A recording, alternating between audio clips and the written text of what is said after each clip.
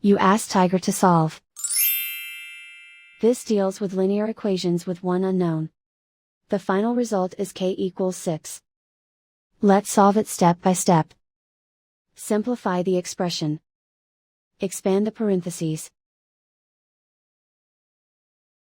Simplify the arithmetic.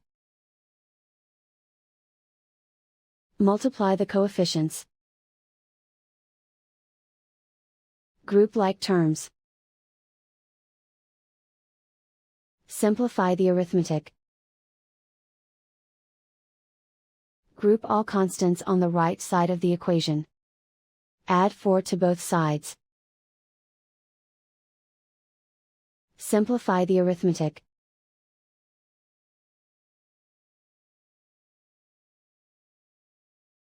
Isolate the k.